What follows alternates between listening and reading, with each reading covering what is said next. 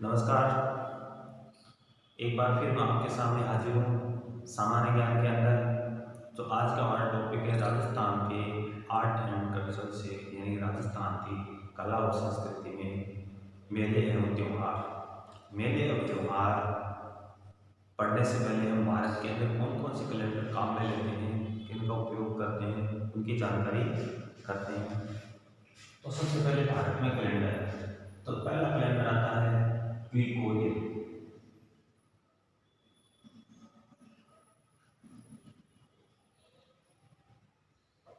ये होता है अंतर्राष्ट्रीय कैलेंडर। इसको अंग्रेजी महीना या अंग्रेजी कैलेंडर के नाम से भी जानते हैं। इसको बोलते हैं ग्रिगोरियन कैलेंडर। ये होता है अंतर्राष्ट्रीय कैलेंडर।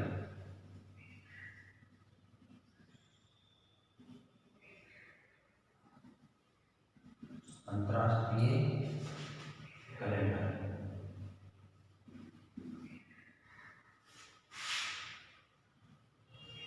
दूसरा, ये सूर्य गणना पर आधारित होता है।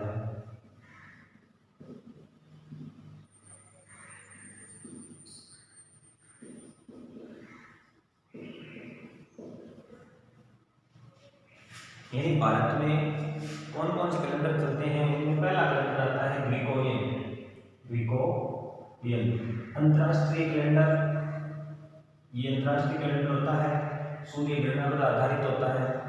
और तीसरा, इसमें महीने होते हैं 12 और दिन होते हैं 365। दिन होते हैं 365 और महीने होते हैं 12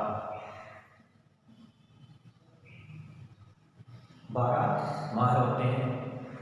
और जो पहला महीना होता है वो होता है जनवरी, और दूसरा अंतिम महीना होता है दिसंबर।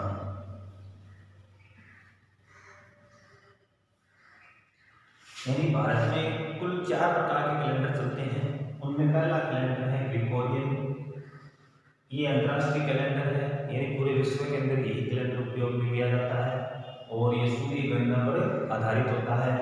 और इसमें दिन 365 होते हैं और महीने होते हैं 12। और पहला महीना होता है जनवरी और अंतिम महीना होता है दिसंबर। ये अंतर्राष्ट्रीय कैलेंडर होता है। अब आता है दूसरा, जो भारतीय कैलेंडर है, जिसका नाम है सक्शंवत। पहला हो गया ग्रिगोरियन, दूसरा है सक्शंवत।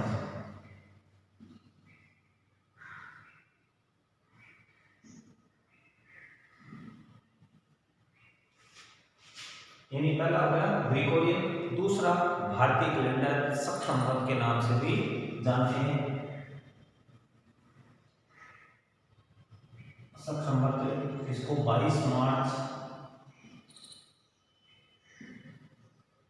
1957 को भारतीय कैलेंडर घोषित किया गया। 1957 को भारतीय कैलेंडर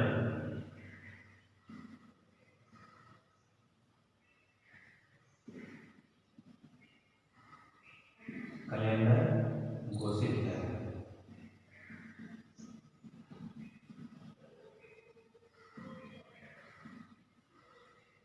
यानी सक्शंवत है वो भारत का कैलेंडर है। 22 मार्च 1957 को इसको भारतीय कैलेंडर घोषित किया गया। और जो इसकी शुरुआत है वो जो ग्रिगोरियन कैलेंडर है उसके 58 वर्ष बाद में शुरू हुई। यानी 78 वर्ष बाद में, 78 वर्ष बाद शुरू हुआ।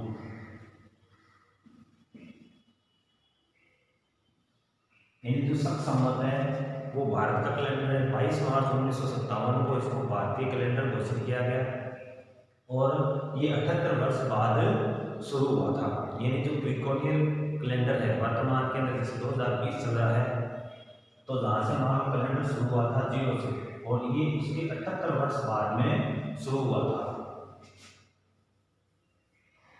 तो ये कौन सा है? भारतीय कैलेंडर। और इसमें महीने होते हैं, माह 12 होते हैं। पहला महीना होता है चैत्र,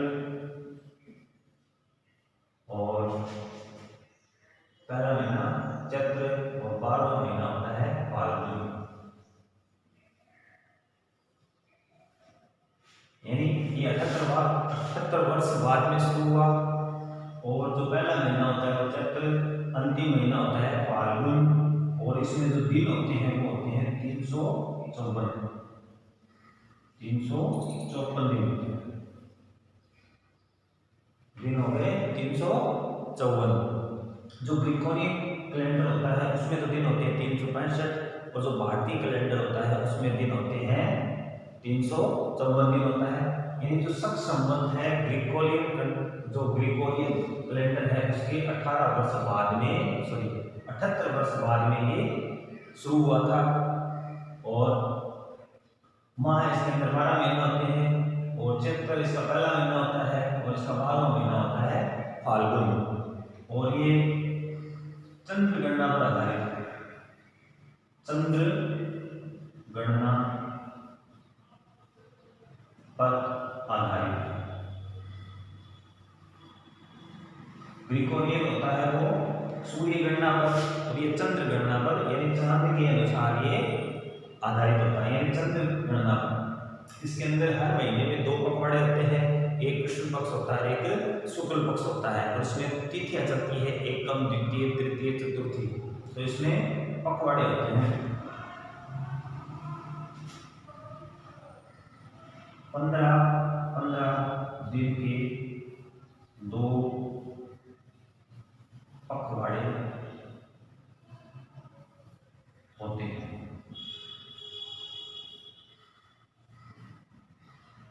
15 दिन के 2 पखवाड़े होते हैं। जब महीना शुरुआत होता है, पहला पखवाड़ा उसका कृष्ण पक्ष कहलाता है, और बाद वाला शुक्ल पक्ष कहलाता है। ये तो हो गया हमारा शक संवत।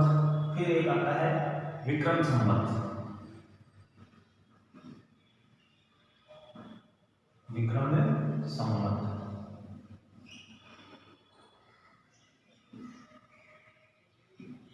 इसको हिंदू कैलेंडर के नाम से जानते हैं। हिंदू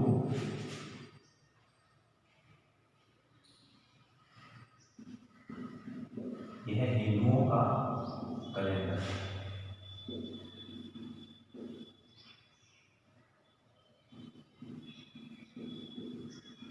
यानी जो विक्रम संवत है वो हिंदुओं का कैलेंडर है। इसमें भी जो दिन होते हैं वो 354 होते हैं,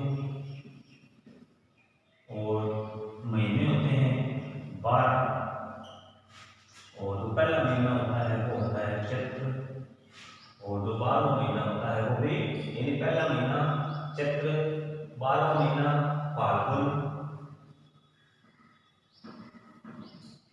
और जो अंतिम महीना होता है वो भी चैत्र होता है। अंतिम माह है वो भी चैत्र होता है। कैसे होता है? ये महीने होते हैं 12, हिंदी महीने चलते हैं चैत्र, वैशाख, ज्येष्ठ, आषाढ़, श्रावण, भाद्रपद, आश्विन, कार्तिक, मार्च, पौष, माघ, फाल्गुन। चैत्र ये जो पहला महीना होता है वो चैत्र होता है, यानी जो नववर्ष आता है वो चैत्र शुक्ल एकम को आता है,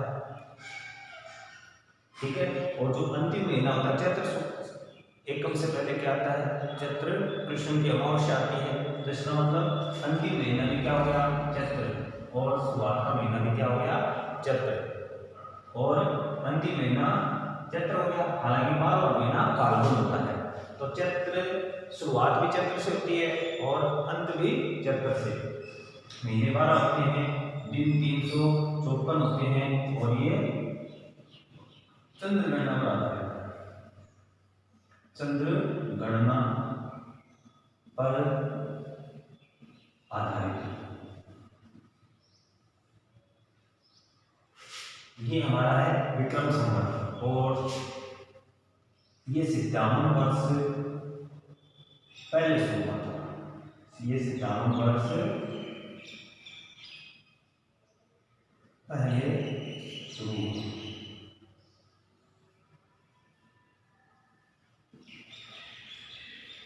यानी जो हमारा अंग्रेजी कैलेंडर है ग्रेगोरियन, उससे ये 57 वर्ष से पहले शुरुआत हुआ था।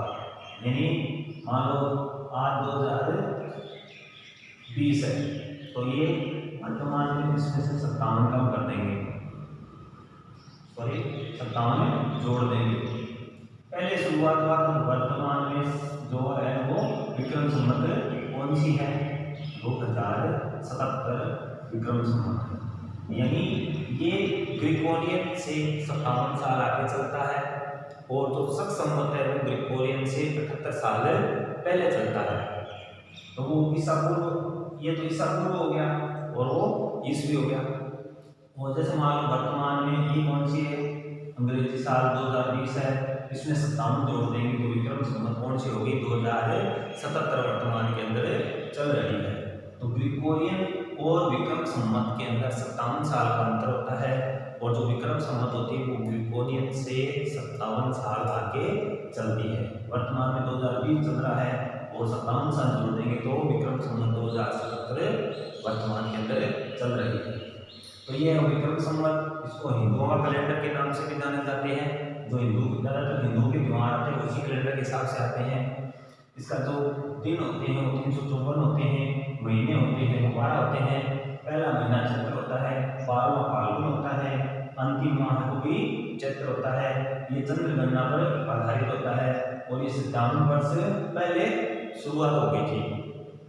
यानी विक्रम संवत और जो अंग्रेजी कैलेंडर है ग्रिगोरियन, उससे ये 57 वर्ष आगे चलता है। पहले शुरुआत हो इसलिए आगे चलेगा, बाद में शुरुआत होती है वो पहले चलेगा, बाद में शुरुआत हो वो पीछे चलेगा। अब इसमें दिन होते हैं 354, लेकिन जो हमारा ग्रिगोरियन कैलेंडर है उसमें दिन होते हैं 365, यानी 11 दिन क्या हो गए?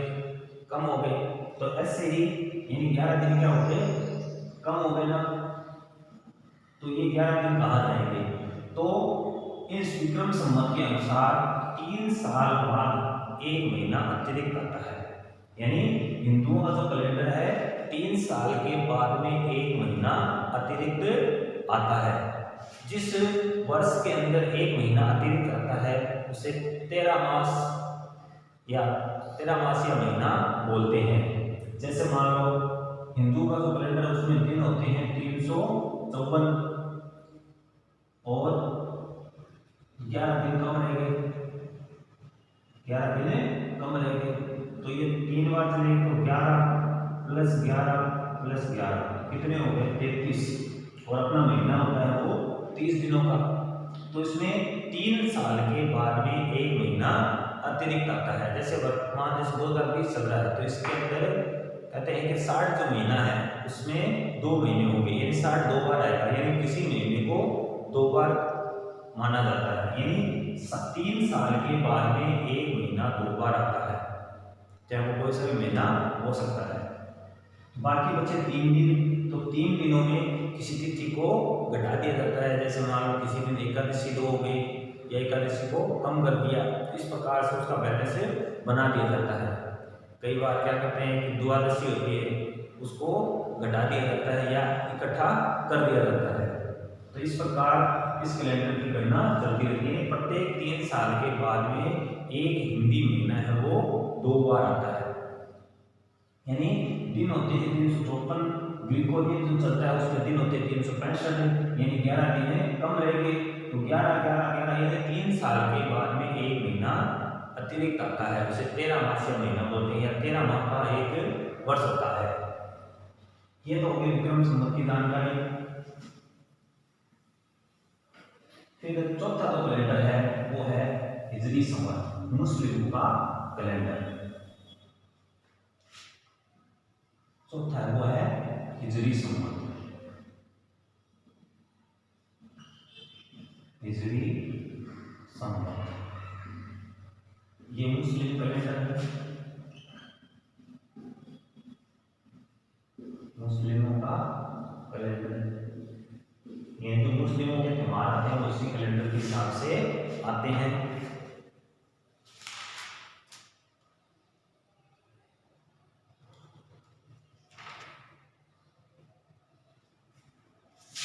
ये होगी हिजरी संवत।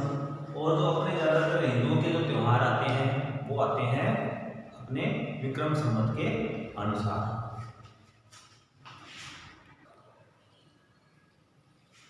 जो मुस्लिम कैलेंडर है वो हिजरी संवत कहलाता है, और जो मुसलमानों के त्यौहार है वो इसी कैलेंडर के अनुसार चलते हैं। इसमें भी 354 होते हैं, और जो महीने होते हैं 12। पहला महीना होता है मुहर्रम, और जो अंतिम महीना होता है वो होता है जिलहिज। मुहर्रम में त्यौहार भी है और महीना भी है। ये तो जो हिजरी संवत होता है उसका पहला महीना होता है, अंतिम महीना होता है वो जिलहिज होता है, जिलहिज। और ये भी चंद्र गणना पर आधारित होता है। तो ये थे हमारे कैलेंडर। पहला कैलेंडर बोलते हैं ग्रिगोरियन, जिसको अंतरराष्ट्रीय कैलेंडर के नाम से जानते हैं। तो भारत में कैलेंडर कौन कौन से हो गए? एक होता है ग्रिगोरियन, दूसरा शक संवत, जिसको भारतीय कैलेंडर के नाम से भी जानते हैं, तीसरा है विक्रम संवत, ये हिंदुओं का कैलेंडर है,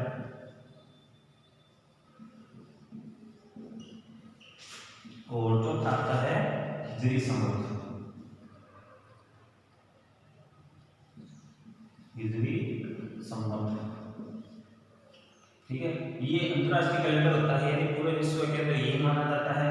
शक संवत होता है, ये भारतीय कैलेंडर होता है, इसको 22 मार्च 1957 को भारतीय कैलेंडर घोषित किया गया था। विक्रम संवत, ये हिंदुओं का कैलेंडर है, हिंदुओं के जितने भी त्योहार आते हैं वो विक्रम संवत के अनुसार ही आते हैं।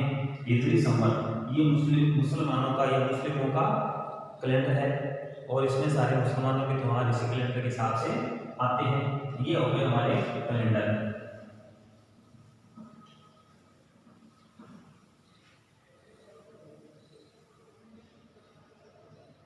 आगे चलते हैं अपन राजस्थान के मेले एवं त्योहारों में। जो त्योहारों की शुरुआत होती है वो सावन माह के छोटी तीज से होती है। अपने राजस्थान के अंदर कहावत भी है, तीज त्योहारा ले बाबरी ले डूबी गणगौर, यानी तीज से त्योहारों की शुरुआत होती है, और जो गणगौर होती है उसके बाद त्योहारों का समापन हो जाता है।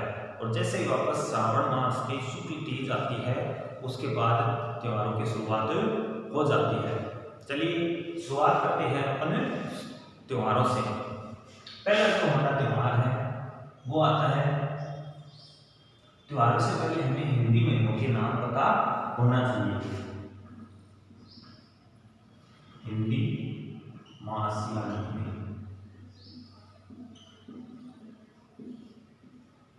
पहले ये जानकारी कर लेते हैं। तो जो हिंदी महीने होते हैं उसमें सबसे पहला महीना आता है चैत्र, दूसरा आता है वैशाख, चैत्र, वैशाख, ज्येष्ठ,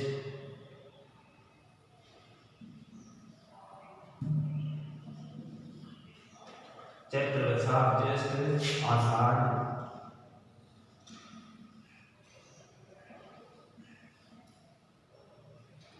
श्रावण, छठा आता है चैत्र, वैशाख, ज्येष्ठ, आषाढ़, श्रावण, भाद्रपद, आश्विन,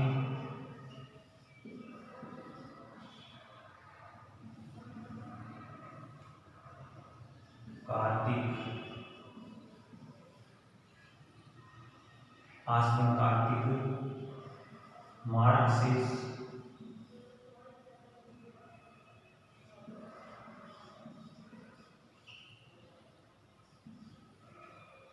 पौष, माघ, और अंत में 12 महीना होता है फाल्गुन।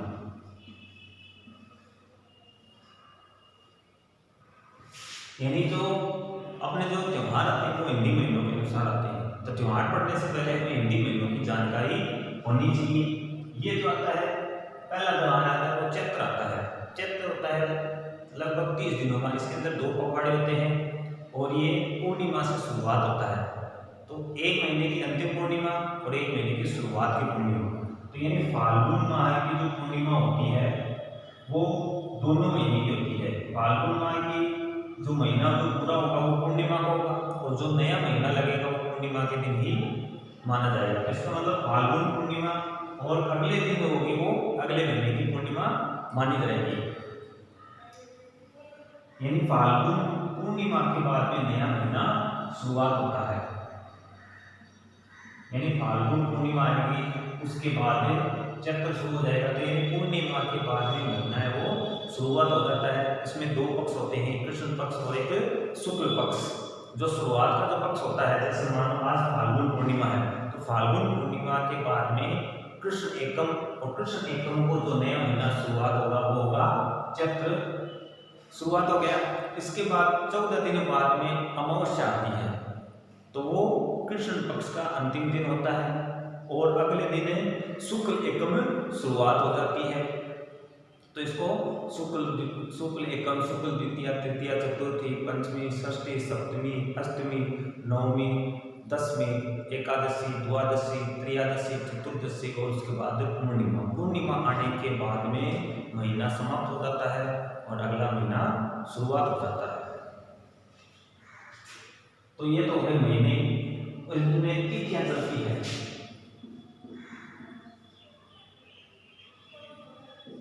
तिथियां चलती है एकम, यानी इनके अंदर तारीखें नहीं चलती, जैसे अंग्रेजी कैलेंडर का 2 तारीख है, 3 तारीख है, वैसे चलती है। इनके अंदर तिथियां चलती है। तिथि जिसको अपन संस्कृत में बोल सकते हैं कि ये जो तिथि है वो संस्कृत अनुसार द्वितीया, तृतीया, चतुर्थी,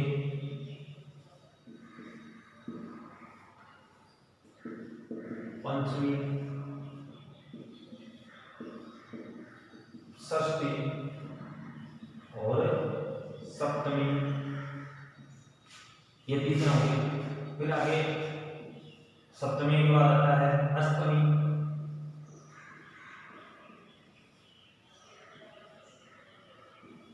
नवमी, और फिर आता है दसवीं, फिर आता है एकादशी, फिर आता है एकादशी, फिर आता है द्वादशी,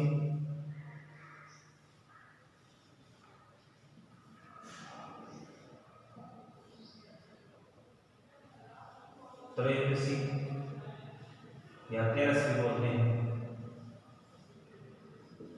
फिर आता है चतुर्दशी,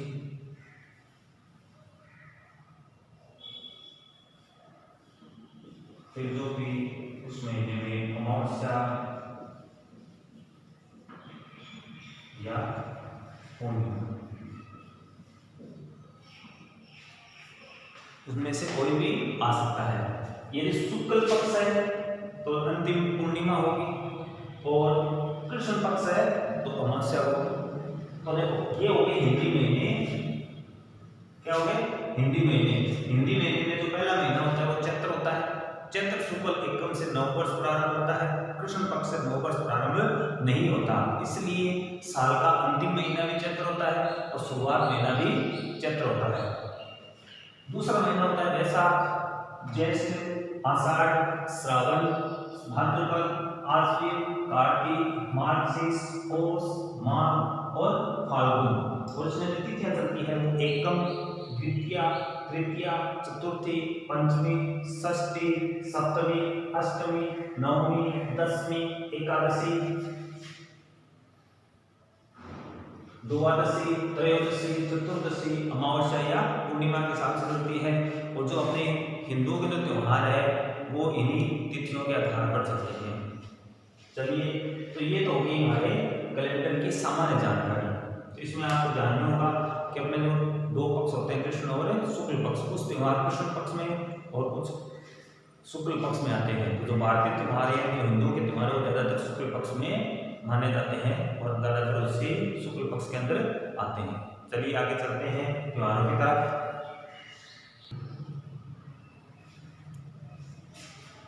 हमने कैलेंडर पढ़ ली, तिथियां पढ़ ली, महीने पढ़ ली।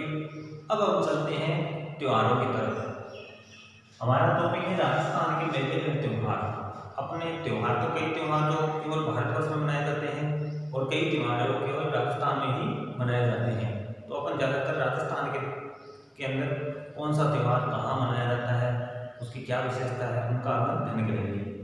तो त्योहारों की जो राजस्थान के अंदर त्योहारों की जो शुरुआत होती है वो श्रावण मास की शुक्ल पक्ष की तृतीया से होती है। यानी तीज त्योहार, ले बावड़ी, ले बुद्धि गणगौर त्योहार, यानी अंतिम त्योहार गणगौर होता है और जो शुरुआत का त्योहार होता है वो तीज से। जो श्रावण की तीज होती है उसको छोटी तीज के नाम से जाना जाता है। आती कब है? ये आती है श्रावण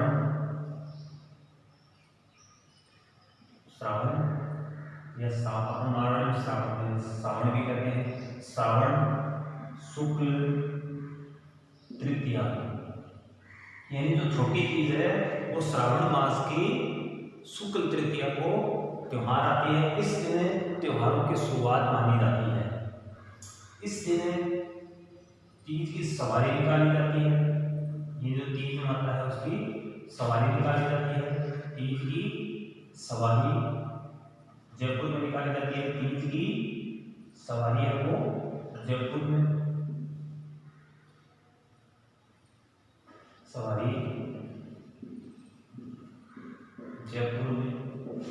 निकाली जाती है।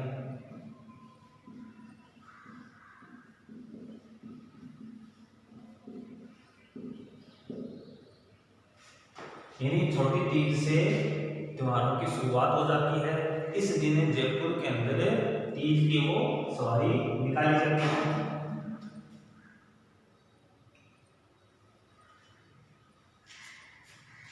इस दिन बागों में यानी बगीचों में झूले डाले जाते हैं।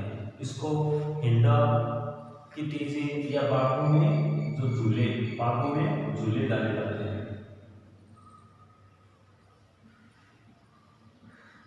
झूले डाले जाते हैं बगीचों में, बागों में, जहां पर भी आपकी स्थान होती है झूले डाले जाते हैं। इसको हिंडों की तीज भी कहा जाता है। और तीज की जो सवारी है वो जयपुर में निकाली जाती है। बागों में झूले जाते हैं, झूले डाले जाते हैं और इसको हिंडों की तीज भी कहा जाता है। इस दिन लेरिया पहना जाता है या ओढ़ा जाता है। लेरिया पहना जाता है या ओढ़ा जाता है। ले पहन भी सकते हो, आप ओढ़ भी सकते हो, ओढ़ा जाता है। तो ये हमारा त्योहार हो गया तीज का त्योहार। श्रावण मास की शुक्ल तृतीया से तीज की शुरुआत होती है, यानी त्योहारों की शुरुआत होती है। इस दिन तीज माता की जो सवारी है वो जयपुर में निकाली जाती है। इस दिन बागों के अंदर झूले डाले जाते हैं। इसको हिंडो यानी हिंडने के लिए, झूलने के लिए, महिलाओं के झूलने के लिए झूले डाले जाते हैं और ले या या पहना जाता है। और इससे ठीक एक दिन पहले सिंजारा नाम का एक त्योहार आता है। सिंजारे बोलते हैं इसको। ये तो हमारे तीज का त्योहार। इससे एक दिन पहले आते हैं सिंजारा। नाम सुना होगा आपने।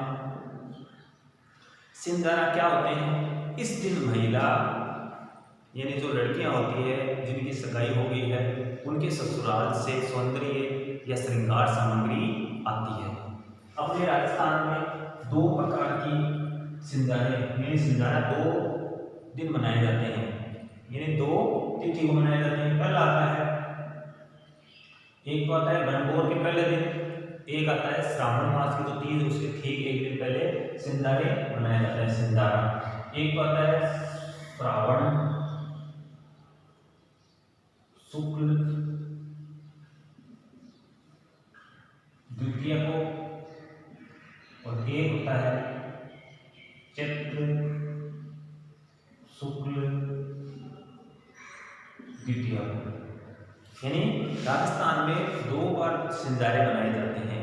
जो महिलाएं होती है शादीशुदा भी, जिस शादी हो गई और जो पहले सिंजारे आते हैं उस दिन महिला के ससुराल से या लड़की के ससुराल से कुछ श्रृंगार सामग्री आती है, या जिसकी सगाई हो गई है उसके ससुराल से भी सिंजारा यानी श्रृंगार सामग्री आती है। ये तो हो गए सिंजारा। और ये जो लड़कियों के और लड़कों के जो सिंजारा होते हैं, लड़कों के सिंजारा भी होते हैं।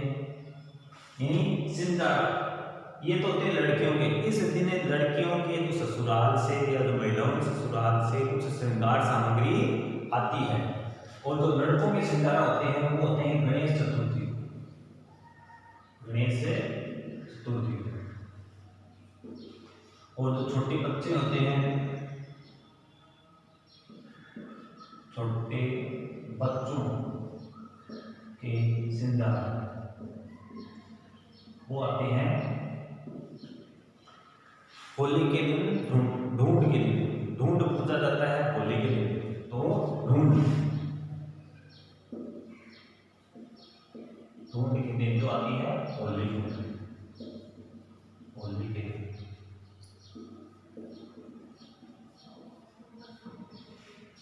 यानी जो लड़कियों के श्रृंगार आते हैं वो श्रावण शुक्ल द्वितीया को, यानी श्रावण मास की जो तीज होती है उसके एक दिन पहले, और जो चैत्र शुक्ल द्वितीया यानी गणगौर से एक दिन पहले भी श्रृंगार आते हैं।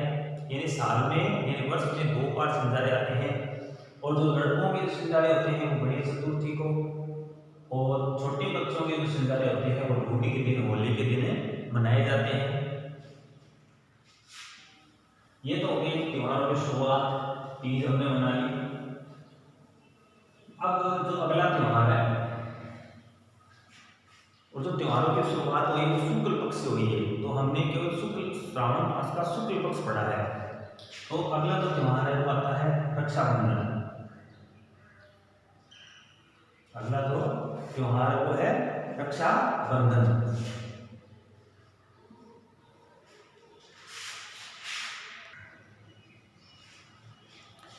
अगला जो हमारा त्योहार है वो है रक्षाबंधन, उसको हम अपने नेक्स्ट वीडियो में पढ़ेंगे। आज हमने राजस्थान के मेले और त्योहार की शुरुआत की है। हमने एक त्योहार पढ़ा है केवल श्रावण मास के शुक्ल पक्ष में तृतीया को श्रावण मास की तीज मनाई जाती है। छोटी तीज से हमारे राजस्थान के त्योहारों की शुरुआत होती है। बाकी के जो त्योहार है वो हम नेक्स्ट वीडियो में पढ़ेंगे। अगर हमारा वीडियो आपको अच्छा लगा हो तो हमारे चैनल को सब्सक्राइब करना ना भूलें, हमसे जुड़े रहिए और हमारे वीडियो को लाइक और शेयर जरूर कीजिए। धन्यवाद।